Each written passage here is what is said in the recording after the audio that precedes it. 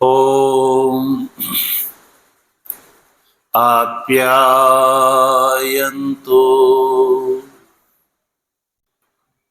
મમાંગાની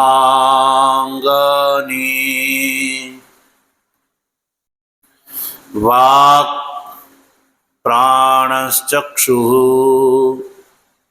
શ્રોત્રમથો બલમિન્દ્રિયાણિ ચ સર્વાણિ સર્વં બ્રહ્મોપનિષદં માહં બ્રહ્મ નિરાકુર્યામ મા બ્રહ્મા નિરાકરોદ નિરાકરણમસ્ત્વ નિરાકરણં મેસ્તુ તદાત્મનિ નિરતે ય ઉપનિષત્સુ ધર્મા સ્તે મયિ સંતો તે મયિ સંતો. ઓમ શાંતિ શાંતિ શાંતિ. શંકરં શંકરાચાર્યં કેશવં બાદરાયણં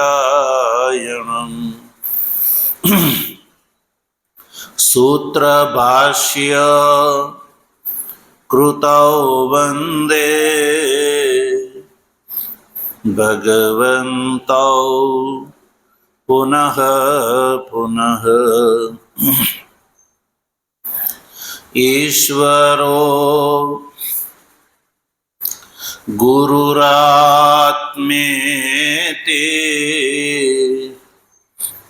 મૂર્તિભેદ વિભાગિને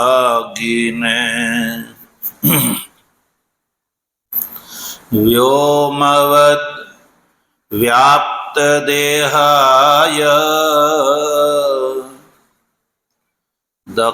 દક્ષિણા મૂર્તયે નમઃ. ઓમ શાંતિ શાંતિ શાંતિ.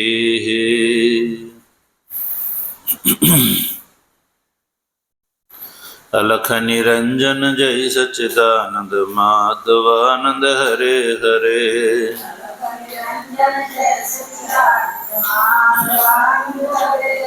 હે અલખ નિરંજન જય સચ્ચિદાનંદ માધવાનંદ હરે હરે.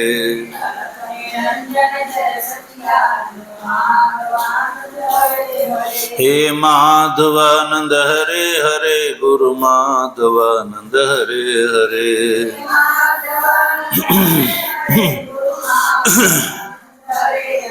હે માધવાનંદ હરે હરે ગુરુ માધવાનંદ હરે હરે.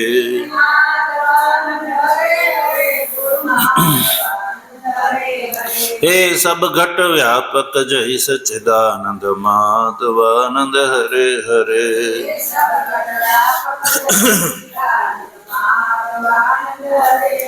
હે ઘટ ઘટ વ્યાપક જય સચ્ચિદાનંદ માધવાનંદ હરે હરે.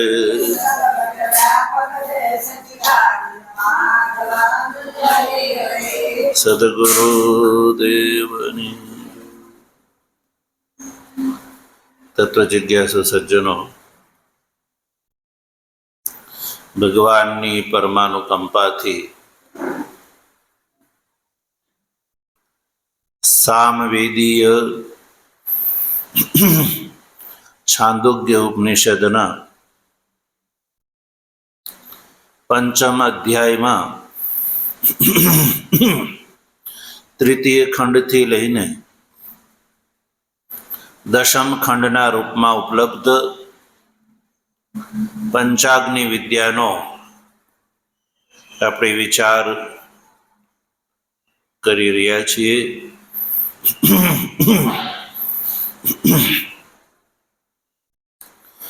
પંચાગ્નિ વિદ્યા એટલે કે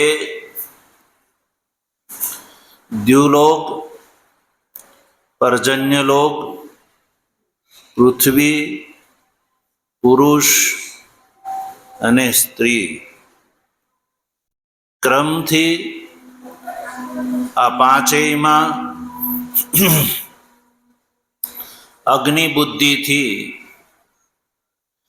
ક્રમથી શ્રદ્ધા, સોમ, વૃષ્ટિ, અન્ન અને રેતના હવનની દૃષ્ટિ, આ જે ઉપાસના છે પંચાગ્નિ, આ પંચાગ્નિ ઉપાસનાના માધ્યમથી ભગવતી શ્રુતિ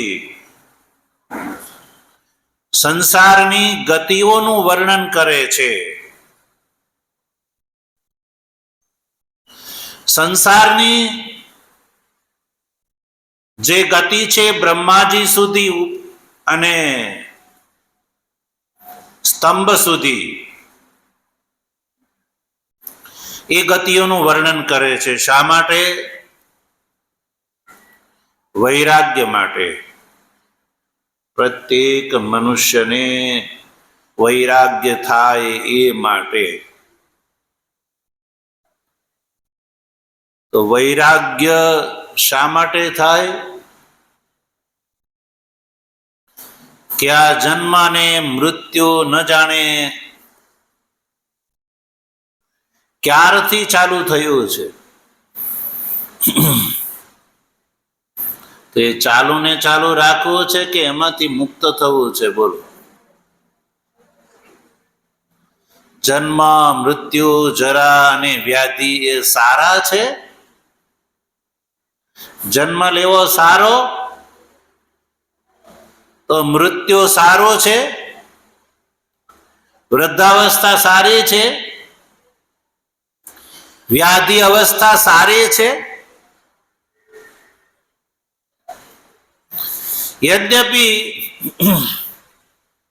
મહાપુરુષો તો સ્પષ્ટ રૂપથી કહે છે, સુખ નથી રે સંસારમાં, ભૂલો મન ભમારા તું ક્યાં ભમ્યો. એટલે આ જે સંસાર છે એ નાશવંત છે, ક્ષણભંગુર છે. આવો જ્યારે જીવને બોધ થાય ત્યારે જ એ સંસાર પ્રત્યે વૈરાગ્ય થાય અને ભગવાન પ્રત્યે પ્રેમ થાય. એટલે આત્મતત્વ જ્ઞાન પ્રાપ્ત કરવાની ઈચ્છા થાય. સંસારની મનુષ્ય શરીરથી બે પ્રકારના લાભ થઈ શકે છે, સંસારનો લાભ અને પરમાત્માનો લાભ. તો સંસારનો લાભ કેવો છે? દુઃખદાયી છે કે સુખદાયી? એ આ પ્રકરણ દ્વારા ખ્યાલ આવે છે. આ પંચાગ્નિ વિદ્યા પ્રકરણના માધ્યમથી જીવની ગતિઓનું વર્ણન છે. મહાપુરુષો આ વાતને એવું કે, કંઈક જુગ વિત્યા રે ભૂતળ ભટકતા રે જી. હે નાયો નાયો પંથડા કેરો પાર, લોકડિયાની લાજે રે તાણ્યો મેં તો ઘૂંઘટો રે જી. હે તે તો નહીં દીઠા સુંદર શ્યામ, કંઈક જુગ વિત્યારે ભૂતળ ભટકતા રેજી. તો સજ્જનો ખબર છે આ જન્મ મૃત્યુ ક્યારથી ચાલુ થયા કોઈ જાણતું,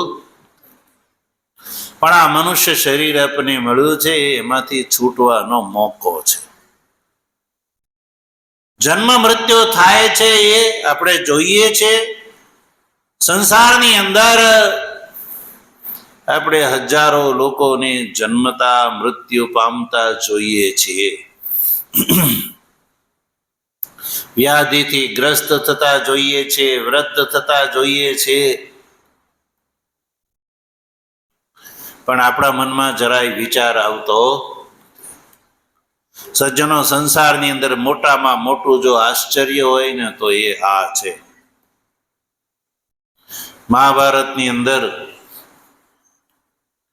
કથા છે કે યક્ષએ યુધિષ્ઠિરને પ્રશ્ન કર્યો કે સંસારમાં આશ્ચર્ય શું છે?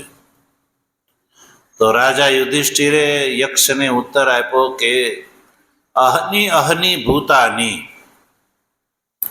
ગચ્છન્તિ યમ મંદિરમ શેષાસ્તિષ્ઠન્તુ મિચ્છન્તિ કિમાશ્ચર્યમ અતઃ પરમ.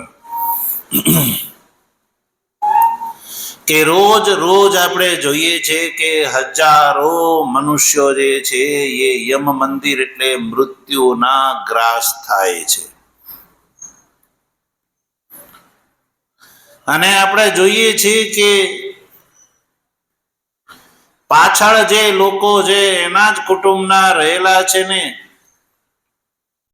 એ એમ માને છે કે આપણે તો જાણે મરવાનું જ નથી. તારા મનમાં જાણે છે મરવું નથી રે, એવો નિશ્ચય કર્યો નિરધાર, તેમાં ભૂલી ગયો ભગવાનને રે. તો જે એને શમશાને લઈ જાય છે ને એ લોકો એવું માને છે કે અમારે તો મરવાનું જ નથી. એટલે ભોજા ભગત જે છે ને એ ચાબખા મારે છે. પ્રાણિયા ભજી લેને કીર્તારયા તો સ્વપ્નો છે સંસાર, ધન દોલત ને માલ ખજાનાની પુત્ર ને પરિવાર, સર્વાતા જેને તો જયેશ એકલો, ખાયશ જમના માર રે પ્રાણિયા ભજી લેને કીર્તારયા તો સ્વપ્નું છે સંસાર. તો સકામ કર્મના ફળથી જીવના જન્મ મરણ મટતા નથી. એટલે જીવે નિષ્કામ કર્મ કરવા જોઈએ. કેવા કરવા જોઈએ? નિષ્કામ. સકામ કર્મ કેમ ન કરવા જોઈએ? તો સકામ કર્મનું ફળ સંસાર છે, યાદ રાખો. શું છે? સંસાર છે. અને સંસાર ક્યાં સુધી છે? બ્રહ્માજી સુધી છે, બ્રહ્મલોક સુધી સંસાર છે. અને નીચે સ્તંભ સુધી સંસાર છે, અને ઉપર બ્રહ્માજી સુધી સંસાર જ છે ભાઈ. ઉપાસનાના ફળ સ્વરૂપે કોઈ બ્રહ્મલોકનો ભાગીદાર થઈ જાય તોય ત્યાં શું છે? સંસાર. યાદ રાખો. યાગાદી કર્મ કરીને કોઈ સ્વર્ગમાં ચાલ્યો જાય તો ત્યાં શું છે? સંસાર જ છે. એટલે ત્યાંથી પાછું આવવું પડે છે. સ્વર્ગમાં ગયેલાની પાછું આવવું પડે છે. અને બ્રહ્મલોકમાં તે જે સાલુક્ય કોટીનો મોક્ષ જેણે મેળવો છે એને ત્યાંથી પાછું આવવું પડે છે. ઇમમ માનવમ આવર્તમ ન આવર્તન તે, બ્રહ્માના બીજા દિવસમાં એને પાછું આવવું પડે છે. તો એ તો બ્રહ્માના લોકમાં રહે છે, અને જેના લોકમાં રહે એના માલિક બ્રહ્મા જે છે એનું શરીર છૂટવાનું છે, એને તે હંમેશા નથી રહેવાનું. બ્રહ્માજીની 100 વર્ષની આયુષ નક્કી છે, અને એ બ્રહ્માજીની 100 વર્ષની આયુષ પૂરી થઈ જશે એટલે એને તે બ્રહ્માનું પદ છોડવું પડશે. ઇન્દ્રને પણ જે 71 ચતુર્યુગની આયુષ પ્રાપ્ત થાય છે, 1 મન્વંતરની આયુષ પ્રાપ્ત થાય છે, તો એને તે ઇન્દ્ર પદ અંતમાં છોડવું પડે છે. એટલે ભગવતી શ્રુતિ ચાહે છે સંસારના સઘળા લોકો આત્મ તત્વ જ્ઞાન પ્રાપ્ત કરે. શું ચાહે છે? સંસારના સઘળા લોકો આત્મ તત્વ જ્ઞાનને લક્ષ્ય બનાવે કે મારે આ મનુષ્ય જન્મમાં આત્મ તત્વનું જ્ઞાન પ્રાપ્ત કરવું છે. તો આત્મ તત્વનું જ્ઞાન પ્રાપ્ત કરવા માટે સંસારની અંદર દોષ દ્રષ્ટિ જરૂરી છે. સંસાર દુઃખદાયી છે એ નિશ્ચય થવો જોઈએ, અને તો જ વૈરાગ્ય થાય. નહીં તો ગાડી મોટર ઘોડી વાડી બંગલા બધું હોય તો એને ભગવાનને ભજવા સારા લાગે છે? નહીં ને.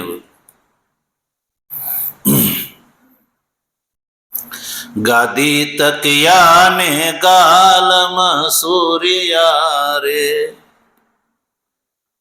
દેવાનંદજીનું ભજન શું કહે છે? સંસારના સઘળા પદાર્થો જે છે ભેગા કર્યા હોય ને એમાં જે આખો દિવસ રાંચા કરતો હોય એને કે ભગવાનનું ભજન કર, સત્સંગમાં આવ્યો તો આવશે.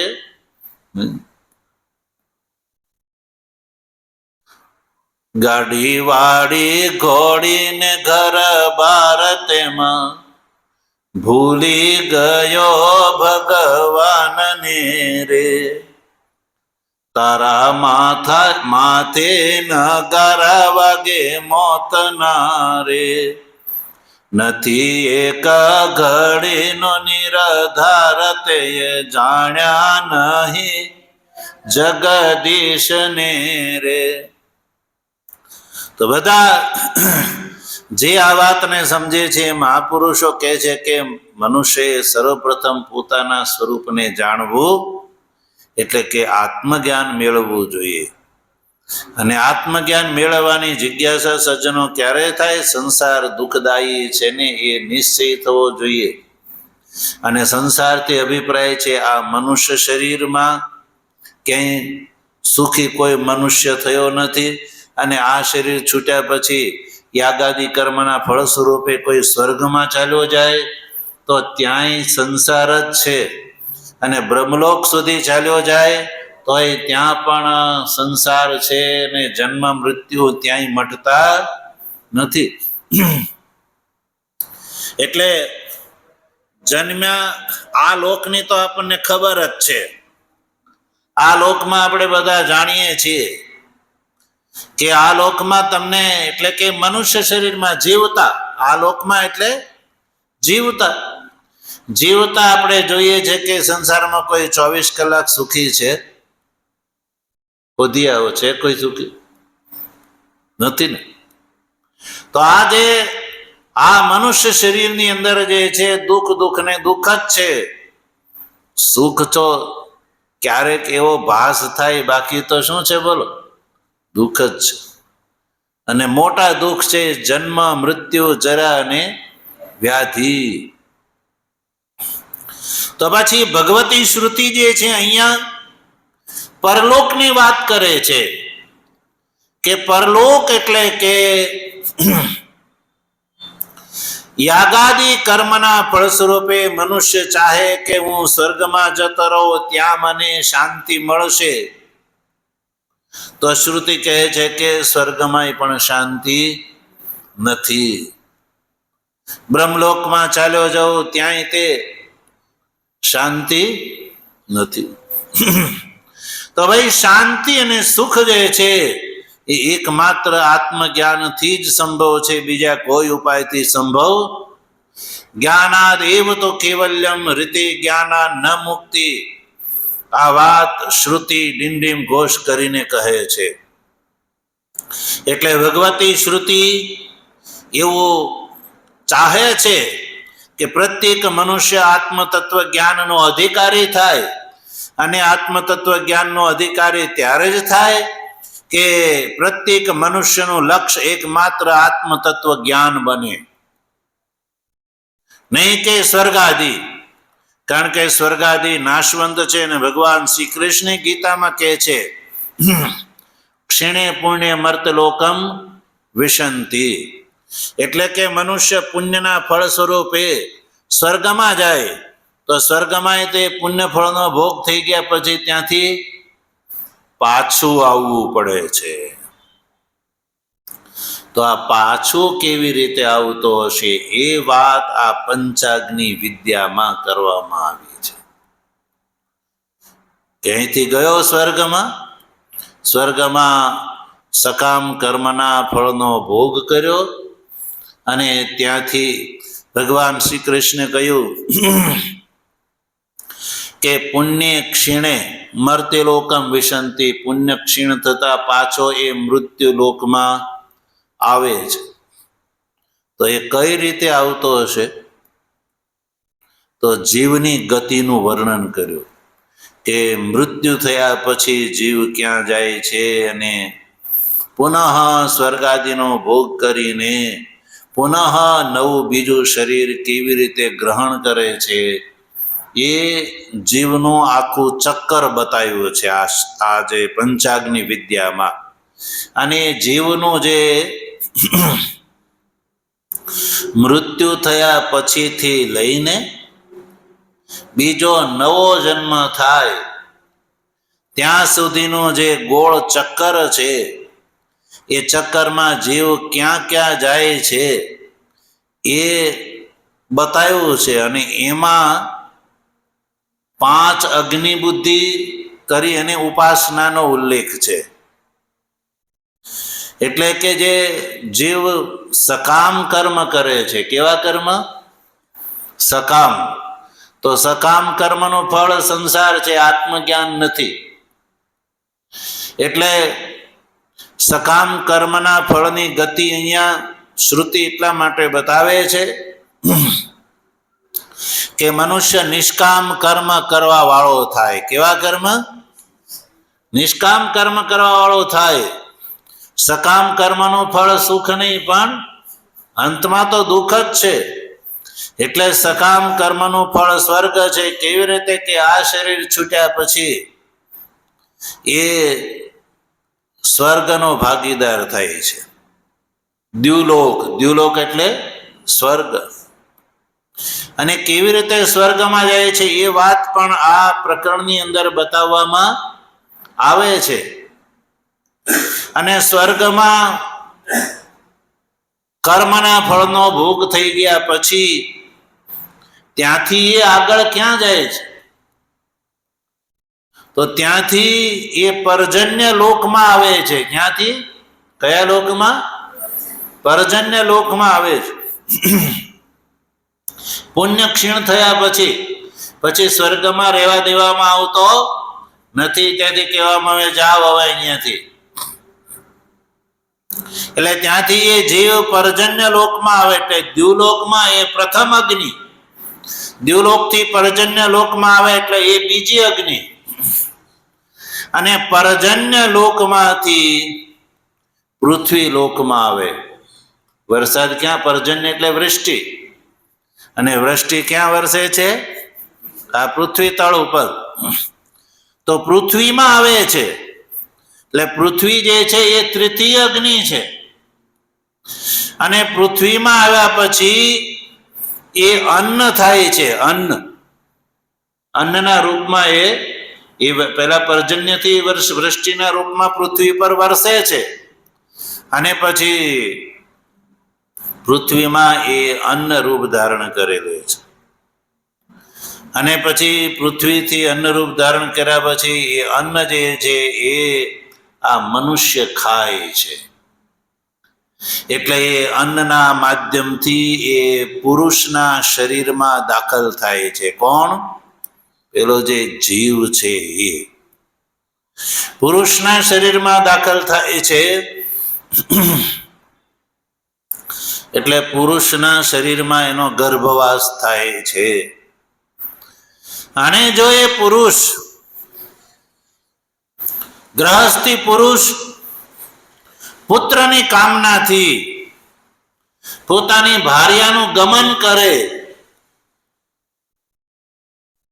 અને એ ગમનના કારણે પુરુષના શરીરમાંથી એ પુત્રોત્પત્તિ યોગ્ય જે દ્રવ્યના માધ્યમથી એ સ્ત્રીના શરીરમાં દાખલ થાય છે. એટલે સ્ત્રી જે છે એ પાંચમી અગ્નિ છે. એના શરીરમાં દાખલ થવું એ જ એનો હવન છે. એટલે દ્યુલોક, પર્જન્યલોક, પૃથ્વીલોક, પુરુષ લોક અને સ્ત્રી, એમ આ પાંચમી આહુતિ સ્ત્રીમાં થતા, સ્ત્રીમાં પ્રવિષ્ટ જે સ્વર્ગથી આવેલો અનુષયી જે જીવ છે એ માતૃ શરીરની અંદર 9 માસ સુધી ગર્ભવાસ કરે છે, અને 9 માસના અંતે એનો બીજો જન્મ થાય છે. સ્વર્ગથી આવેલા જીવાત્માની આ 5 અગ્નિના રૂપમાં 5 જગ્યાએ એનો હવન થાય છે. દ્યુ, પર્જન્ય, પૃથ્વી, પુરુષ અને યોષિત ક્રમથી. અને જીવાત્માની શ્રદ્ધા, સોમ, વૃષ્ટિ, અન્ન અને રેતના રૂપમાં આહુતિ, અને એ 5મી રેતના રૂપમાં આહુતિના ફળ સ્વરૂપે 9 માસ પછી એનો નવો જન્મ થાય છે. એટલે આ જે ચક્કર જે છે એ શ્રૌત છે, શ્રુતિ પ્રમાણક છે. એટલે સ્વર્ગમાં આત્મતત્વનું જ્ઞાન નથી થતું, ત્યાંથી પાછું આવવું પડે છે. એટલે સકામ કર્મનું ફળ સ્વર્ગ છે, એ સંસાર જ છે. એમાં જન્મ અને મૃત્યુ મટતા નથી. એટલે સકામ કર્મથી વૈરાગ્ય થાય જીવને, અને જીવ આત્મતત્વ જ્ઞાનને જ લક્ષ્ય બનાવે. એ માટે થઈને કર્મના ફળની ગતિઓ ભગવતી શ્રુતિ આ પ્રકરણમાં બતાવે છે. જીવની ગતિમાં 5 અગ્નિની કલ્પના અને જીવની 5 આહુતિના રૂપમાં કલ્પના કરી અને પંચાગ્નિ ઉપાસના એ આ પ્રકરણનું પ્રતિપાદ્ય છે. અને પંચાગ્નિ પ્રકરણ, પંચાગ્નિ ઉપાસનાના માધ્યમથી મુખ્ય રૂપથી ભગવતી શ્રુતિ દ્વારા જીવની ગતિઓનું વર્ણન કર્યું છે. શા માટે? વૈરાગ્ય માટે. જીવ જે છે એને સ્વર્ગાદી લોક જે છે સંપૂર્ણ દૃશ્યમાન સંસાર દુઃખદાયી પ્રતીત થાય એ માટે. એટલે વૈરાગ્ય ક્યારે થાય? કે આ લોક પરલોકના બધા જ ભોગો જે છે એ દુઃખદાયી છે, નાશવંત છે એવું નક્કી થાય તો જ જીવ આત્મતત્વ જ્ઞાન તરફ આગળ વધે છે. અને સકામ કર્મના બદલે નિષ્કામ કર્મ કરવા વાળો થાય તો જ આત્મતત્વ જ્ઞાનનો અધિકારી થાય છે. એ આપણે સવારના ગીતાના પ્રસંગમાં પણ સાંભળી રહ્યા છીએ. એટલે સજ્જનો, ભગવાન ભાષ્યકાર આ પ્રકરણનો પ્રારંભ કરતા સૌ પ્રથમ લખે છે કે બ્રહ્માદિ સ્તંભ પર્યંતા સંસાર ગતયો વક્તવ્યા. બ્રહ્માજીથી લઈને સ્તંભ પર્યંતની જે સંસારની ગતિ છે, જે કર્મના ફળ સ્વરૂપે જીવને પ્રાપ્ત થાય છે, જે પુનરપી જનનમ પુનરપી મરણમ પુનરપી જનની જઠરે શયનમ, એ જે વારંવાર જન્મ અને વારંવાર મૃત્યુનું વર્ણન, એ જ સંસારની ગતિ છે, એ બતાવવી જોઈએ. તો આત્મતત્વ જ્ઞાનના પ્રકરણમાં આ જીવના સંસારની ગતિનું વર્ણન શ્રુતિ શા માટે કરી રહી છે એવો પ્રશ્ન થાય. કારણ કે ઉપનિષદનું પ્રતિપાદ્ય શું છે? આત્મતત્વ જ્ઞાન. તો આત્મતત્વ જ્ઞાનના બદલે ભગવતી શ્રુતિ જીવની સંસારની ગતિઓનું વર્ણન શા માટે કરે છે? તો ભગવાન ભાષ્યકાર કહે છે કે વૈરાગ્ય હેતો, જીવને વૈરાગ્ય થાય એટલા માટે. અને વૈરાગ્ય થાય તો પછી એ આત્મતત્વ જ્ઞાન તરફ આગળ વધે, આત્મતત્વ જ્ઞાનનો અધિકારી બને. અને આત્મતત્વ જ્ઞાન પ્રાપ્ત કર્યા પછી એ મોક્ષનો ભાગીદાર થાય છે, એનો સંસાર છૂટી જાય છે. એને પછી વારંવાર જન્મ ને વારંવાર મૃત્યુ પ્રાપ્ત કરવું પડતું નથી. એટલે તો ભગવાન ભાષ્યકાર જે છે કહે છે પુનરપી જનનમ પુનરપી મરણમ પુનરપી જનની જઠરે શયનમ यह संसारे खलु दुस्तारे कृपया पारे पाही मुरारे. કે ભગવાન તમે મને બચાવો, કે છે વારંવાર જન્મ અને વારંવાર મૃત્યુથી હું થાકી ગયો છું. આ જે સંસાર છે એને તરવો બહુ કઠિન છે. એટલે ભગવાન તમે મારી રક્ષા કરો અને તમે મને આત્મતત્વ જ્ઞાનનો ભાગીદાર બનાવો. એટલે પ્રત્યેક મનુષ્ય આત્મતત્વ જ્ઞાનનો ભાગીદાર થાય, અને એ આત્મતત્વ જ્ઞાન માટે જરૂરી છે સંસાર પ્રત્યે વૈરાગ્ય. સંસારમાં જ્યાં સુધી વૈરાગ્ય ન થાય ત્યાં સુધી જીવ આત્મતત્વ જ્ઞાનનો અધિકારી થઈ શકતો નથી.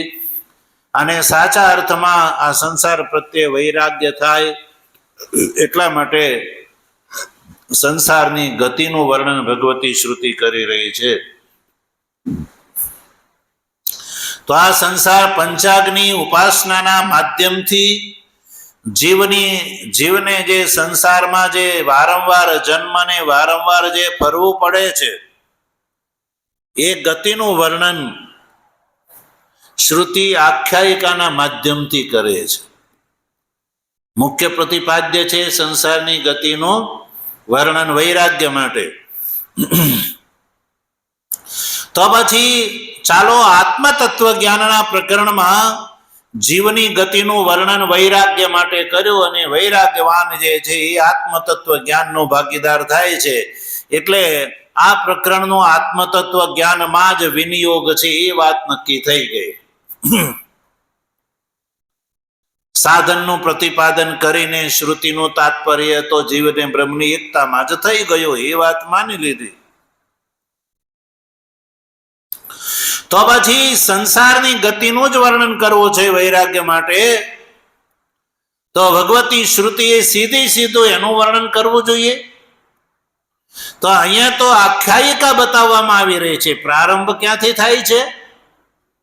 આખ્યાયિકા એટલે ખબર પડી, કહાની. તો ભગવાન ભાષ્યકાર કહે છે આખ્યાયિકાનો આરંભ કરે છે. આખ્યાયિકાના માધ્યમથી સંસારની ગતિનું વર્ણન ભલી ભાંતિ થઈ શકે એટલા માટે.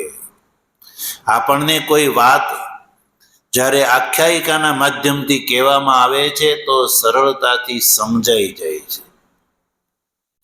દ્રષ્ટાંત દ્વારા કોઈ વાત બતાવવામાં આવે તો સમજતા વાર લાગતી નથી.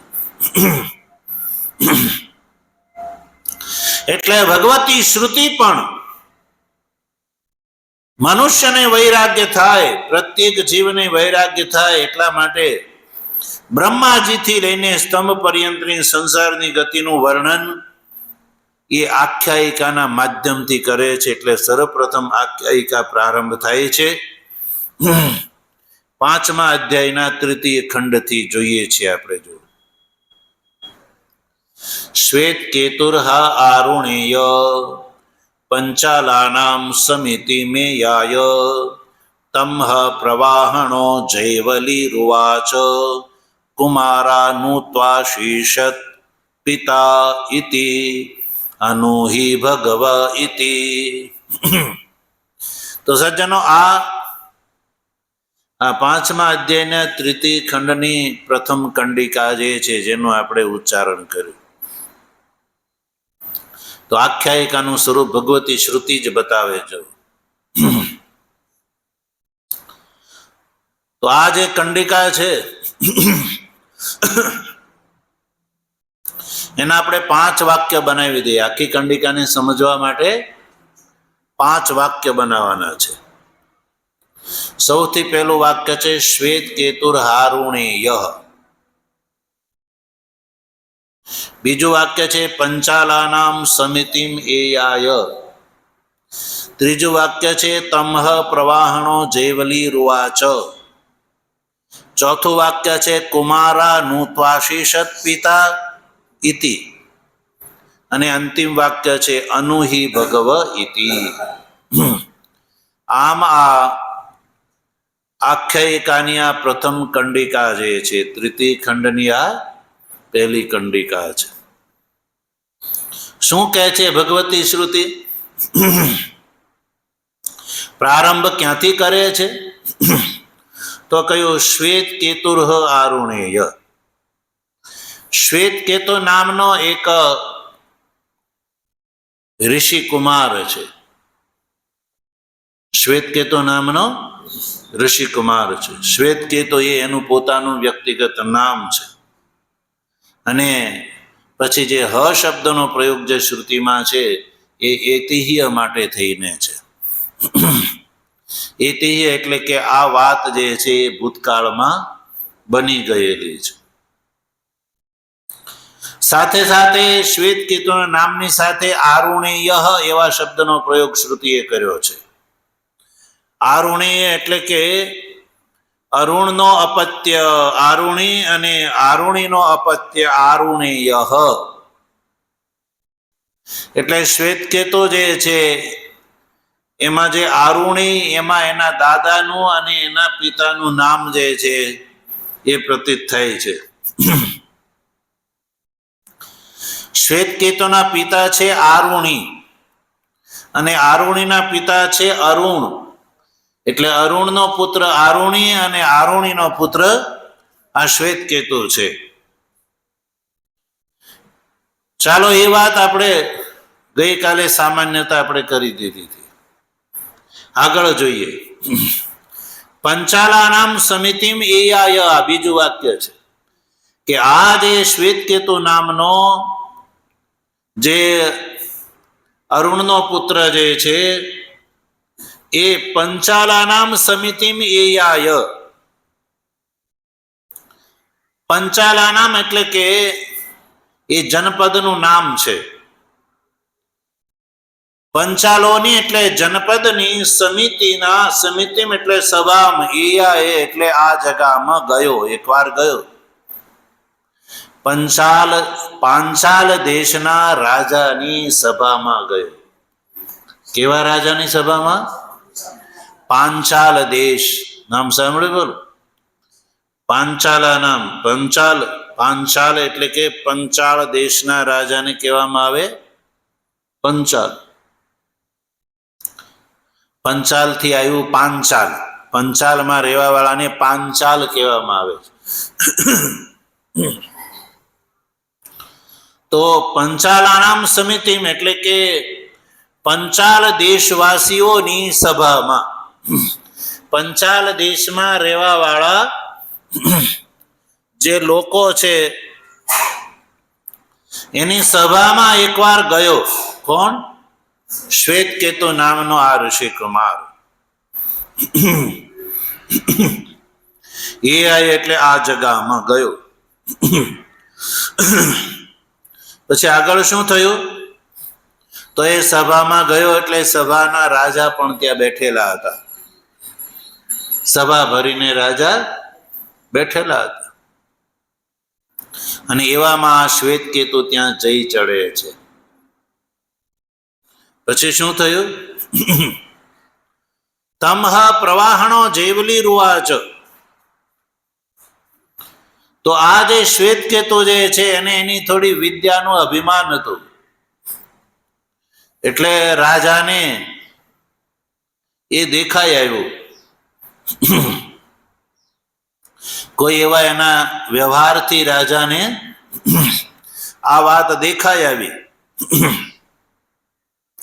તો રાજાના મનમાં એવું થયું કે આનું અભિમાન દૂર કરવું જોઈએ.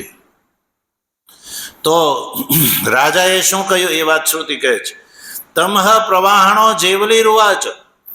તમ એટલે એ આગતવંત જે શ્વેતકેતુને પ્રવાહણ જેવલીએ પૂછ્યું. તો એ પંચાલોની સભાના એટલે પંચાલ દેશના રાજા હતા પ્રવાહણ જેવલી. રાજાનું નામ છે પ્રવાહણ. પ્રવાહણ જેવલી. પ્રવાહણ એ રાજાનું પોતાનું નામ છે. અને જૈવલી એટલે જીવલના પુત્ર છે. જીવલસ્ય અપત્યમ જૈવલી.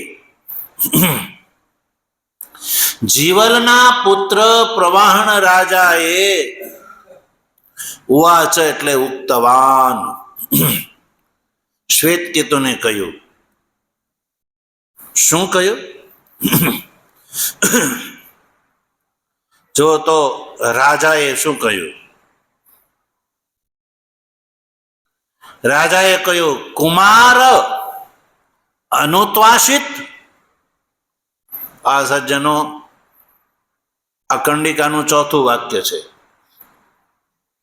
કુમારા અનુત્વાસિત એવું પૂછ્યું.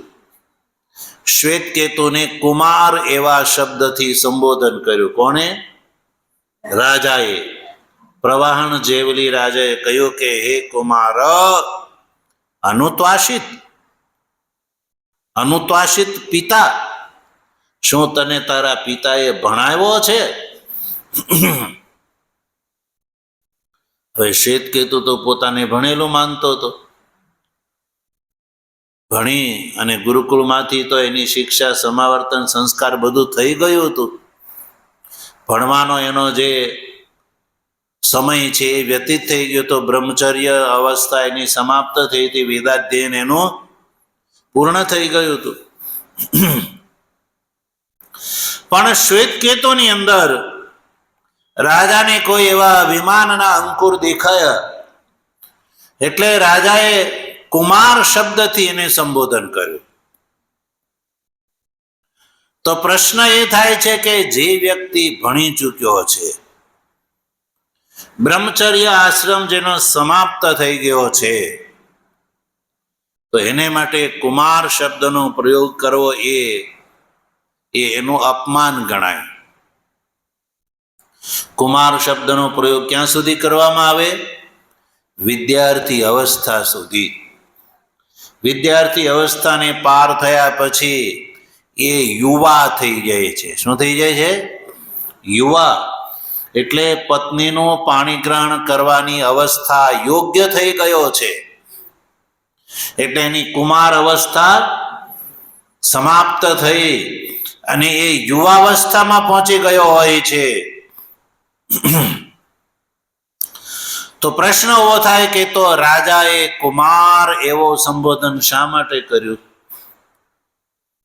તો ભાષ્ય ટીકાકાર એનો અભિપ્રાય બતાવે છે. જો ભાષ્ય ટીકાકાર શું લખે છે? રાજા કુમાર ઇતિ સંબોધયન અભિમાનમ શ્વેતકેતોઃ અપનિનિશતિ. રાજા શ્વેતકેતુ ઉપર કૃપા કરીને કુમાર શબ્દથી સંબોધન એટલા માટે કરે છે કે શ્વેતકેતુનું અભિમાન જે છે એ અભિમાનનું અપનોદન કરવાની ઈચ્છાથી, એટલે કે અભિમાન દૂર કરવાની ઈચ્છાથી કુમાર શબ્દનો પ્રયોગ કર્યો. એટલે કુમાર શબ્દ સાંભળીને શ્વેતકેતુની અંદર જે છે એ અભિમાન જે છે એનું જણજણી જાય, એને અપમાન લાગે. શું લાગે? એને અપમાન લાગે. એટલે શ્વેતકેતુને થોડું અપમાન તો લાગ્યું કે હું તો ગુરુકુળમાંથી ભણી ચૂક્યો છું, તો મારા માટે કુમાર શબ્દનું સંબોધન છે એ યોગ્ય નથી. પણ હજી શ્વેતકેતુ કાંઈ બોલે એ પેલા રાજાએ કહ્યું કે કુમાર અનુત્વાસિત પિતા, શું તારા પિતાએ તને ભણાવ્યો છે?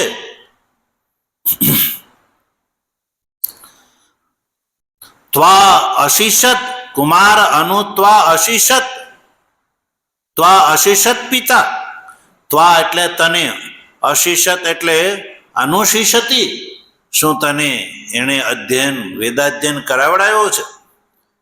યા એમ સમજો કે રાજાએ કીધું કે કિમ અનુશિષ્ટ ત્વમ પિતા, યા ત્વમ અનુશિષ્ટ ત્વમ પિત્રા, પિતા દ્વારા શું તું અનુશિષ્ટ છો? તો તે શું અધ્યયન કર્યું છે? તું અધ્યયન કરી ચૂક્યો છો? તું ભણેલો છો શું? આવું પૂછ્યું. કારણ કે ભણેલાના લક્ષણ જે હોય એ શ્વેતકેતુની અંદર એને દેખાયા નહીં. એટલે એનું અભિમાન દૂર કરવા માટે રાજાએ કુમાર શબ્દનો પ્રયોગ કરી અને પૂછ્યું કે તું શું ભણેલો છો? આવું પૂછ્યું. તો હવે શ્વેતકેતુ ઉત્તર શું આપે છે? અનુહિ ભગવ ઇતિ. શ્વેતકેતુ કહે છે કે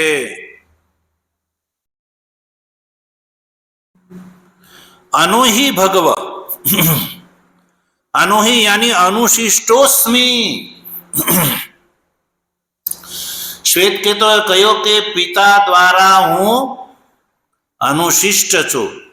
યદ્યપિ પંક્તિમાં કેવલ અનુ શબ્દનો જ પ્રયોગ છે, પણ ભાષ્યકાર એને સ્પષ્ટ કરતા કહે છે કે અનુહિ એટલે અનુશિષ્ટોસ્મી. અનુહિ એમાં જે શ્વેતકેતુનો ઉત્તર છે અનુહિ એટલો જ છે. તો એનો અભિપ્રાય છે કે હું અનુશિષ્ટોસ્મી. શ્વેતકેતુએ રાજાને કહ્યું કે હું પિતા દ્વારા અનુશિષ્ટોસ્મી એટલે ભણેલો છું, મને પિતાએ ભણાવેલો છે. ભગવ ઇતિ. શ્વેતકેતુએ રાજાને કહ્યું ભગવ અનુશિષ્ટોસ્મી, એટલે કે હે ભગવ. જો આપણે ત્યાં આ પરંપરા છે, જે શ્રેષ્ઠ છે એને માટે ભગવ શબ્દ પ્રયોગ કરવાની પરંપરા છે. એટલે કે હે ભગવ એટલે કે હે પૂજનીય, હે આદરણીય રાજા, હું મારા પિતા દ્વારા અનુશિષ્ટ છું, એટલે ભણેલો છું, અભણ નથી. તો આવો ઉત્તર આપો. એટલે હવે રાજા શું કહે છે? રાજાના શબ્દો જે છે એ બીજી કંડિકામાં જો આપણે જોઈએ, રાજાએ આગળ શ્વેતકેતુને શું કહ્યું? બીજી કંડિકા જો. વેત્થ યદિ તો અધિ પ્રજા પ્રયંતિ ઇતિ. આ પ્રશ્ન કર્યો તો કહ્યું ન ભગવ ઇતિ. બીજો પ્રશ્ન, વેત્થ યથા પુનરાવર્તંત ઇતિ.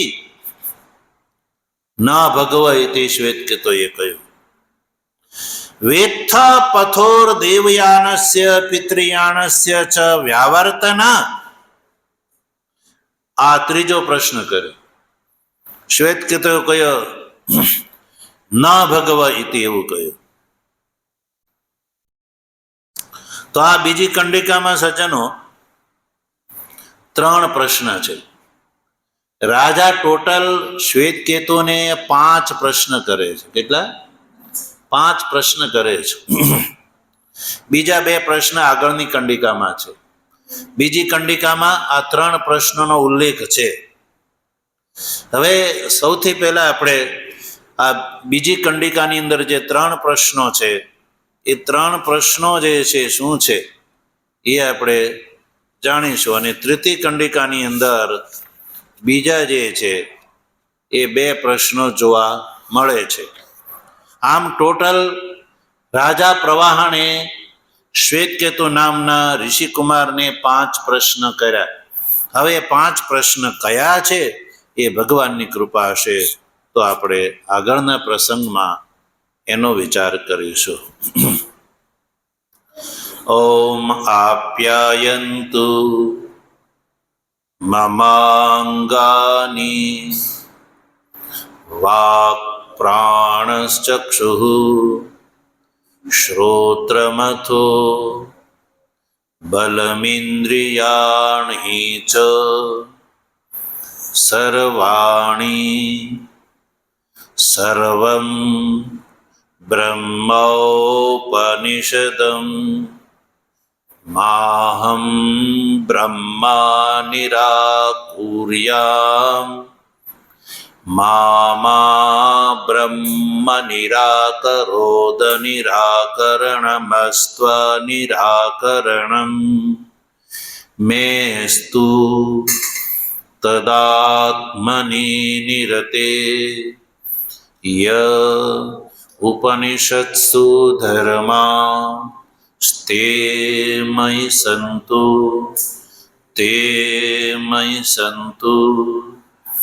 ઓમ શાંતિ શાંતિ શાંતિ. શંકરં શંકરાચાર્યં કેશવં બાદરાયણં સૂત્રભાષ્ય કૃતૌ વંદે ભગવन्तૌ પુનઃ પુનઃ. ઈશ્વરો ગુરુરાત્મેતિ મૂર્તિભેદ વિભાગિને વ્યોમવદ વ્યાપ્તદેહાય દક્ષિણામૂર્તયે નમઃ. ઓમ શાંતિ શાંતિ શાંતિ. સદગુરુદેવ